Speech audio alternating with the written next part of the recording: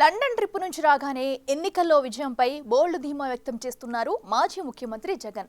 వచ్చే ఎన్నికల్లో గెలిచి ఏకంగా 30 ఏళ్లు అధికారంలో కొనసాగుతున్నానని తన జోస్యం తానే చెప్పేసుకుంటున్నారు. ఆ సెల్ఫ్ జాతకం చెప్పుకుంటున్న క్రమంలో ఆయన పార్టీని వీడిన కీలక నేతలు మాజీ రాజ్యసభ సభ్యుల విశ్వసనీయత గురించి మాట్లాడారు. దానిపై అక్రమాస్తుల కేసుల్లో జగన్ సహా నిందితులు మాజీ జైల్మేట్స్ వెంటనే రియాక్ట్ అయి కౌంటర్ ఇవ్వడంతో జగన్ క్రెడిబిలిటీ గురించి మాట్లాడి సెల్ఫ్ గోల్ చేసుకున్నారన్న అభిప్రాయం వ్యక్తమవుతుంది. మాజీ ముఖ్యమంత్రి జగన్ లండన్ టూర్ తర్వాత చాలా ధీమాగా కనిపిస్తున్నారు. విదేశాల్లో ఎవరు జాతకం చూసి జోస్యం చెప్పినట్లు జగన్ మాట్లాడిన మాటలు ఇప్పుడు పొలిటికల్ సర్కిల్స్ లో అటు సోషల్ మీడియాలో వైరల్ అవుతున్నాయి. పవర్ పోయి 8 నెలలు కాకుండానే ఆయనలో అధికారంపై ధీమా పెరిగిపోయింది. మళ్లీ గెలుస్తాం, 30 ఏళ్లు నేనే ముఖ్యమంత్రిగా ఉంటానని పాత పాట అందుకున్నారు. వైసీపీ రాష్ట్రాన్ని ఏలుతుందని ధీమా వ్యక్తం చేస్తున్నారు.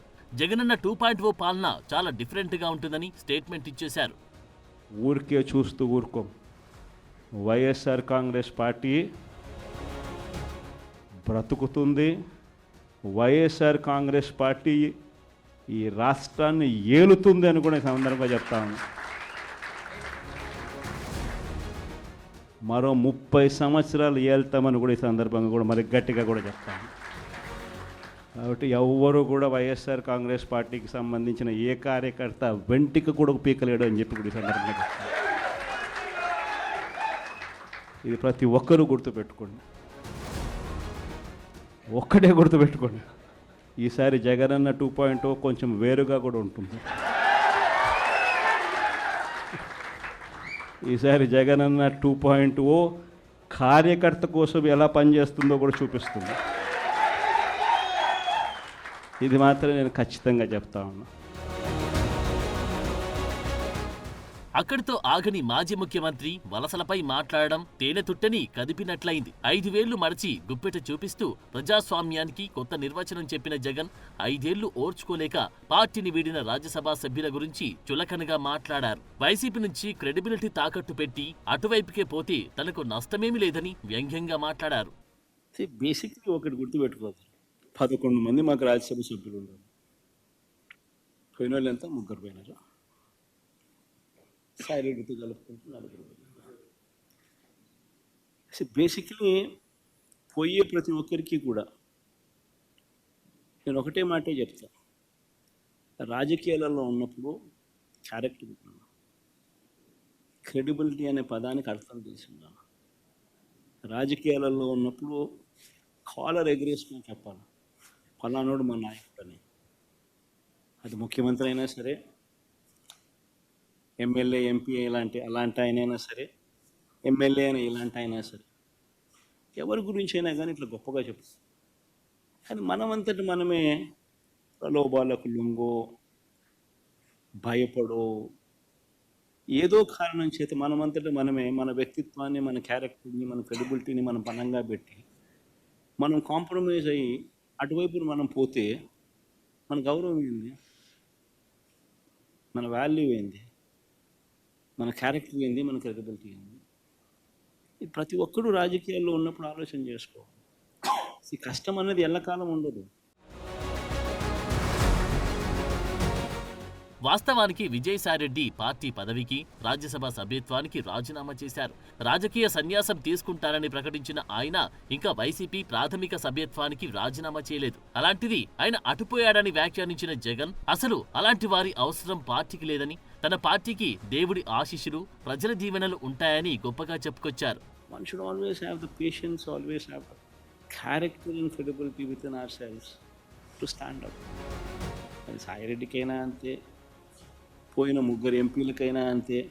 ఒకవేళ నువ్వు చెప్తా అన్నట్టు ఇంకా ఒకడో అరో ఇంకా పోయే కార్యక్రమం జరిగితే వాళ్ళకైనా ఇంతే.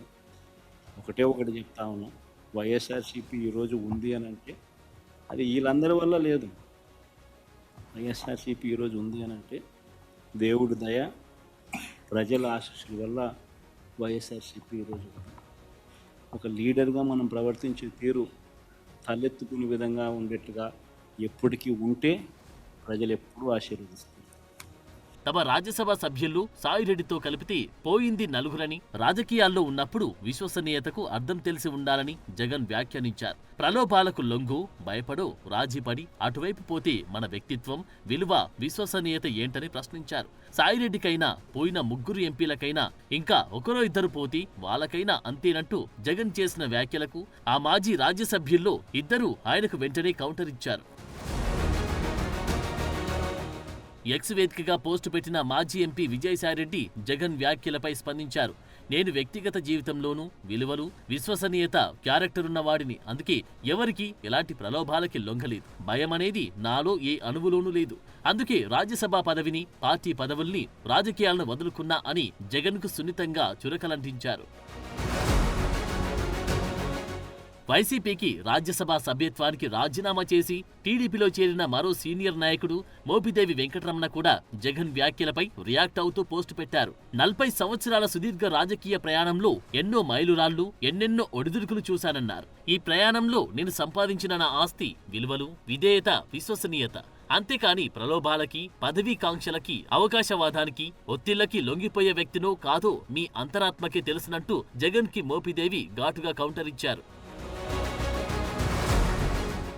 విజయసాయిరెడ్డి, మోపిదేవి వెంకటరమణ ఇద్దరు జగన్ పుణ్యమా అని జైలు జీవితం గడిపినవారు. జగన్ అక్రమాస్తుల కేసులో నిందితులైన ఆ ఇద్దరు మాజీ ఎంపీలు ఆయనతో పాటు 16 నెలలు జైల్లో రిమాండ్ ఖైదీగా ఉండి బయటకు వచ్చారు. తర్వాత కూడా మొన్నటి వరకు వారు జగన్ వెన్నంటే నడిచారు. ఆ ఇద్దరు నోరు విప్పి నిజాలు మాట్లాడితే ఏం జరుగుతుందో జగన్కు తెలియంది కాదు. ఆ క్రమంలో జగన్ అనవసరంగా వారి విశ్వసనీయత గురించి మాట్లాడి తేనెతుట్టెను కదిపారన్న అభిప్రాయం వ్యక్తమవుతుంది.